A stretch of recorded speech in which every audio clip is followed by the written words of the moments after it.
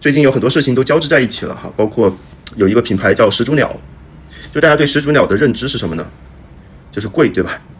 我对比过芝加哥的这个始祖鸟和深圳的始祖鸟深圳的始祖鸟同样的一个羽绒服最薄最轻的那一款黑色的在芝加哥可能就2500到3000人民币换算下来，在深圳可能要达到5000但是你一看始祖鸟，你会发现它已经被中国的安踏给收购了，而且是2019年就被收购了。它本来是一个加拿大的公司，然后2019年被安踏收购了，总部虽然不在国内但是呢，它整个运营模式，它相当于是安踏的一个高端品牌然后这一次在青藏高原那个地方，搞了一次烟花秀很多人说这个跟始祖鸟的品牌形象不符合但是我们分析一下，就你会发现，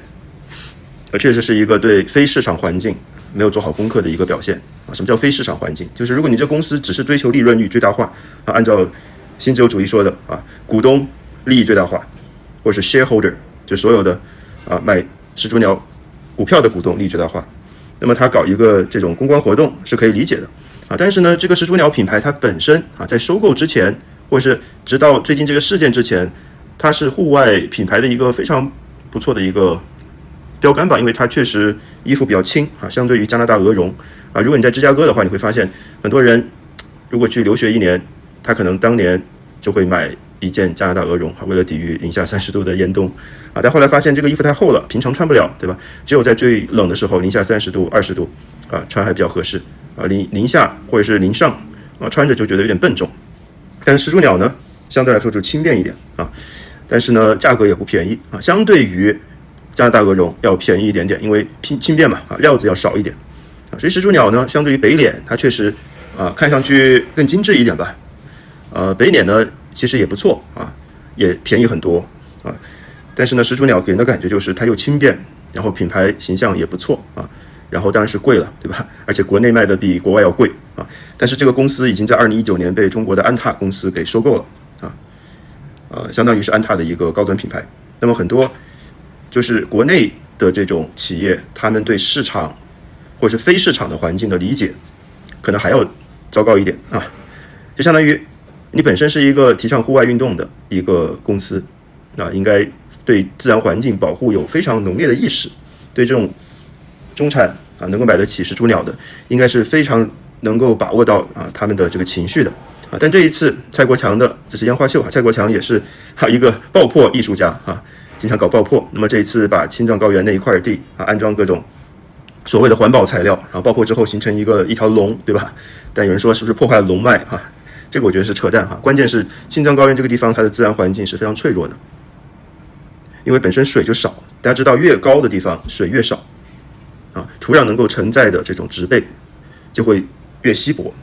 可能我前几天在云南玉龙雪山那个地方，你可以看到在所谓的云山坪，大概是海拔3700米的时候，可以看到很多云山云山已经是能够在比较严酷的环境里面能够生存的一种山了很漂亮但是你再往上走走到比如4000多米高4600多米的玉龙雪山的那个被开发的主峰那就基本上没有植被了都是石头那么像青藏高原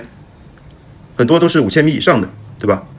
那个地方如果能够长植被是很艰难的一种跟大自然不说斗争吧至少是谈判下来的一个结果。那些植被都非常脆弱而且水量也比较少。那么蔡国强这一次说也是环保材料这个自然评估要当地部门去评估，但你想想看当地部门凡是涉及到一些比较偏远的当地部门有些行为就会让人感觉很傻逼为什么呢？因为他们希望通过招商引资吧，虽然这是听上去是一个国外的品牌，但其实就是安踏那么安踏这样的一个大牌子能够进驻当地，对吧？然后搞一个活动，那给政府会拉来不少投资所以当地政府傻逼一点，这个是也不难理解吧。很多这样的政府就是当地政府然后搞这种事情也没有争夺当地一些环保人士的建议或者是当地居民的一些建议，反正就是这是一场秀一场秀。当地政府傻逼是可以理解的，但是安踏或者是始祖鸟这样的一个支部这么的不解风情这么的不理解他们这个品牌对环境应该做出的承诺我觉得是很糟糕的我自己也买了不少始祖鸟，在美国的时候，之前那个加拿大鹅绒，是10年前买的啊，买了之后总觉得很厚啊，但是后来又买了北脸哈，后来又买了始祖鸟，就今后的话，可能买始祖鸟之前就要思考一下哈，这个公司值不值得你信任啊？这个已经被安踏给收购了哈，所以这是一个点。然后另外一个我想说的就是，大家网络上比较经常刷到的这个护城风，很多人在聊这个人啊。那么有一种说法呢，就是说护城风啊，他实际上吃到了一个很奇怪的红利啊。这个网络上有这样的一个帖子，就是说公知啊被打倒后，就没有人再敢宣传公知的那一套了。但公知们提出的问题实际上并没有完全被解决，反而因为经济下行而逐渐暴露出来了啊。但是此时由于互联网生态已经被大旗、银马、品客们覆盖啊，这是一个帖子，好，先给大家念一下。没有人再敢公开做公知了，毕竟吃力不讨好，还没钱赚，于是索性加入银趴一起银麻，典型的如blah blah blah 啊。但是公知的需求是存在着的，因为公知们过去提出的一系列问题并没有得到有效的解决。而现实中一些人也确实正在被这些问题所困扰，但这个时候已经没有人敢替他们发声了，举目四望全是银麻。好，这个时候护城风横空出世，即便他很 low， 即便他的水平连过去的公知都不如，公知好歹还会分析问题，引经据典，告诉你前因后果。啊，护城风直接就私有化了事啊，直接苹果人、安卓人了事啊，直接你大专啊就没有希望啊。你父母是干什么的？你一个月工资多少？啊，你们家的猫是苹果猫还是安卓猫？啊，你家的这个住的房子是在曼哈顿还是在山旮旯里，对吧？啊，在曼哈顿70平米就算是这个苹果房子啊，在这个中国农村啊，这个你家再大啊也是安卓，对吧？啊，但没办法，最后一段，现在全网只有他一个敢公开宣扬公知那一套，所以那些被银趴的压抑的人只能去找他了。啊，这个评论我觉得有很多偏颇的地方。首先，这个公知本身就是被污名化的一个词啊，有些所谓的稍微激进点的公知啊，可能会接近护城风这样的一个状态，但也有很多公知他们会非常仔细的去辨别问题、思考问题。像梁文道这种就属于婆婆妈妈的公知，对吧？但也被打倒了啊！就现在护城风这个极端和梁文道这个极端都被打倒了啊！中间的很多公知也慢慢在最近10多年的媒体生态里面被晋升了，或者是觉得没有意思，对吧？因为随便讲点东西呢，下面一群人就在嘲讽啊，一上来就公知啊，1450啊，好，这就是网络上的一个评价，我觉得有一些道理，但是呢又有很多偏颇的地方哈。那么我就大概分析一下这个护城风这个问题，我觉得可能这一次它被全网封禁啊，最主要的原因确实是苹果人、安卓人这样的一个梗啊。但是呢，并不是说它是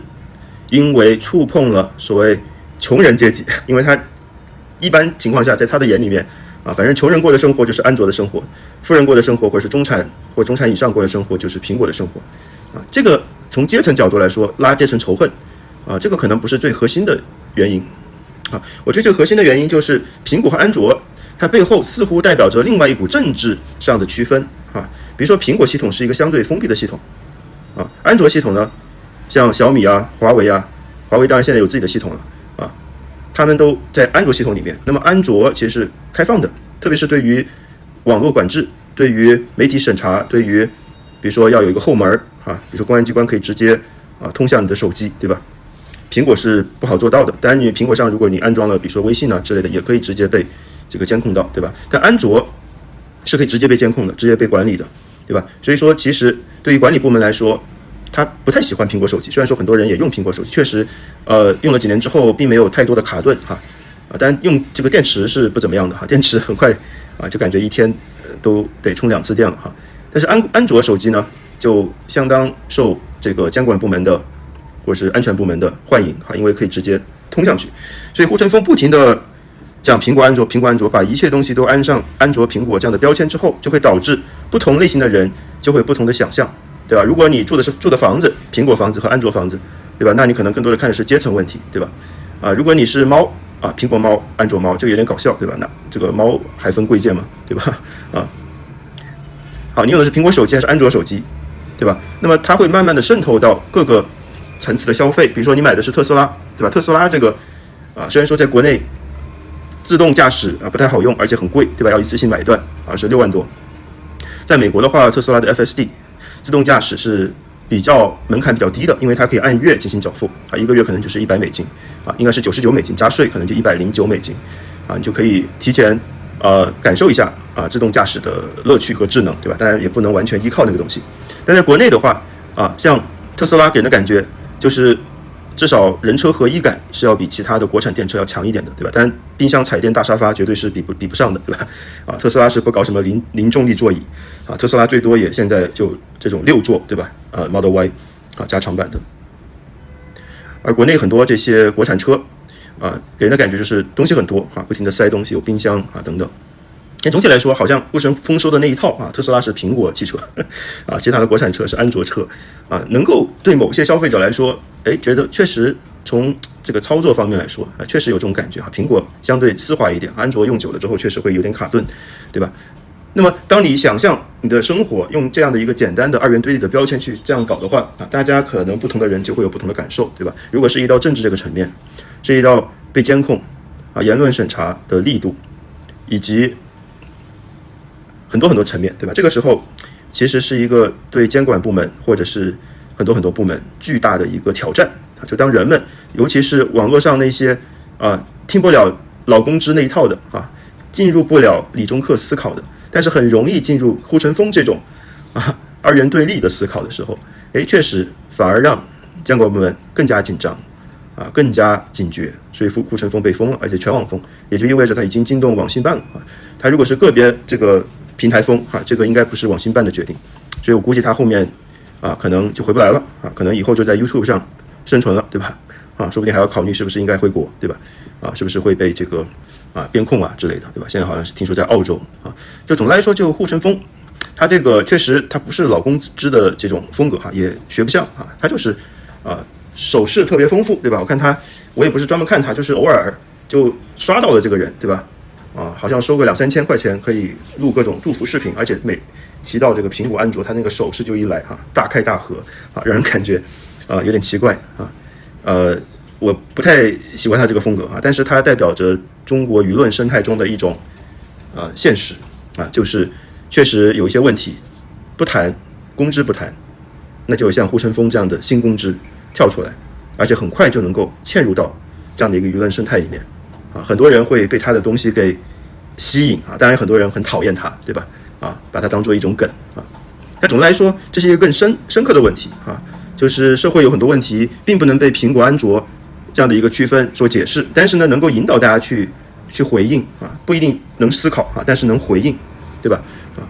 毕竟他通过搞这些事情挣了不少人民币，对吧？他也经常说自己一个月现在已经收入多少了要交多少税好，这是我想讲的第二个。然后第三个就是关于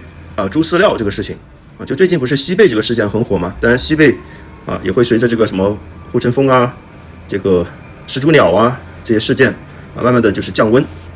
但我看到最近上海很多家长提出了这样的一个特别魔幻的一个建议，就是很多学校食堂希望能够引入西贝，让西贝进入很多初中高中的这个食堂因为现在的食堂他们的食堂很难吃非常难吃虽然说西贝最近被罗永浩批判是预制菜但是预制菜这个东西它是连续的，对吧？它是一个光谱就你现在吃的东西基本上没有完全就是没有被预制的这个程度不管是中国菜还是西餐包括意大利餐，对吧？很多都是有预制的成分在里面，它是一个连续的光谱你说西贝它预制菜这个说法本来就有问题，应该说预制到什么程度，对吧？很多西餐看上去很新鲜，它也是预制的，包括你要做意面，你肯定用罐头意面酱要比你直接切番茄要更好吃这个我自己都试过，对吧？我就讲为什么大家去买罐头大家知道几十年前这个 Andy Warhol 搞了很多这种波普艺术，对吧？把这个罐头的番茄酱做成艺术品就这个东西已经都是几十年的预制的这样的经验了，很经典的一种做法，对吧？你做意面都是用的预制的这个番茄酱但是上海那些家长希望西贝能够入驻国内的中小学的食堂，那就说明现在中小学很多食堂他们的这个食堂的这个背后的那个公司他不会去适应这些学生的口味把饭菜做得很难吃，以至于家长既然希望西贝能够进驻各大中小学的食堂啊，提供一点点竞争，对吧？虽然说西贝用的是预制菜啊，预制的程度还相对比较高，但是至少不会让饭菜发臭吧？啊，不会让饭菜看起来像这个不可描述的东西，对不对？啊，所以说很多学生在学校里面不吃东西啊，不吃饭，或者是吃的很少啊，提前就进入饥饿的状态啊，就是因为食堂的东西很难吃啊，这个时候需要西贝去解救他们啊。我相信西贝可以通过这样的一个行动，能够重新建立自己的声誉啊，就是进驻各大上海食堂，提供一些竞争力啊，把一些以前好像上海那些食堂背后啊，最终的母公司是新希望啊，新希望大家知道是四川的一个大公司啊，刘永好是新希望的董事长啊，我记得我以前有一个同事。那个同事呢，他以前跟刘永好的女儿谈过恋爱，对吧？但后来没有谈成啊，就每每想起当年谈恋爱，还都非常后悔哈。当年如果说谈成了，他就真的就是进入豪门了，对吧？但是大家知道新希望以前是做什么的啊？新希望后来给这些上海的这些中小学提供这个餐饮啊，他是做猪饲料的哈。新希望猪饲料啊，以前很有名的啊。以前你看很多这个国内的这个电视剧啊，中间插播广告啊，新希望猪饲料啊，所以。有一点点讽刺，有一点魔幻啊！就现在很多这个学校这个里面的餐饮啊，它以前是做猪饲料的，所以说这个也不是特别的就一下子就闭环了哈，有一种感觉。所以相信西贝能够通过回应上海这些家长的呼声啊，能够重新站回自己的这个之前的这个形象吧啊！就罗永浩这个事件也应该。有一个了结了啊，这个事件已经发酵很久了。好，今天讲了3个事情啊，第一个就是关于始祖鸟啊，始祖鸟这个公司原来已经被安踏给收购了啊，那么这一次做的这么糟糕啊，这么的违反大家的对始祖鸟的定位啊，我相信也是因为安踏它的很多行为模式啊就是这样子的，对吧？当地政府也比较傻逼哈，为了拉一点点这个外资也不叫外资了吧，反正安踏这个东西也已经变成全球化的一个资本了，也不光是国内的资本也不是所谓的外资它是一个国际资本，对吧？就当地政府能够允许干这个事情也挺傻逼的。那么最后如果要搞什么环保报告估计也是当地政府搞一个环保报告估计可能结论就是对自然环境影响不大这个时候大家就自己决定要不要相信了所以蔡国强他也没有给人有一种实实在在道歉的感觉始祖鸟也没有安踏很多人都不知道始祖鸟被安踏给收购了是这样的一个情况。然后第二个我们讲的护城风为什么它会被封确实是苹果人安卓人这样的一个梗这样就相当于给很多听不了老公之那一套的网友一些所谓的相当于思想刚硬吧用这个大家比较熟悉的网络梗思想刚硬苹果安卓用这样的一个视野二元对立的视野去看世界就会慢慢的看到一些细节，对吧？如果涉及到政治领域的话，确实会带来意想不到的一些东西给监管部门带来的挑战。所以说护城风被封不难理解，是不是好事我不知道因为我觉得封任何人都不对封杨文道这是不对的，对吧？不管他说了什么，我觉得他已经很婆婆妈妈了，什么都没说但是还是被封了。护城风被封很多人叫好，很多人觉得不好，对吧？我觉得任何的封禁都是不好的，包括封之前的贸易杯，我觉得也是不好的封谁都不好这是我一向的观点我觉得没那么脆弱，对吧？网络生态就是应该让不同的人发声，让大家去辨别哪个人的东西我最喜欢，对吧？哪个人讲道理更深入更有意思，对吧？而不能让整个网络舆论环境里面就护城风这样的人能够野蛮生长其他人都不行，对吧？第三，我们讲了这个猪饲料不知道大家以前在的技术学校或者是小学、中学、高中这个食堂的饭菜怎么样反正呢，现在即便像上海这样的一个国内所谓顶流的苹果城市用护城风的这个风格讲，就上海这样的一个苹果城市，竟然在很多学校里面出现了安卓式的午餐，对吧？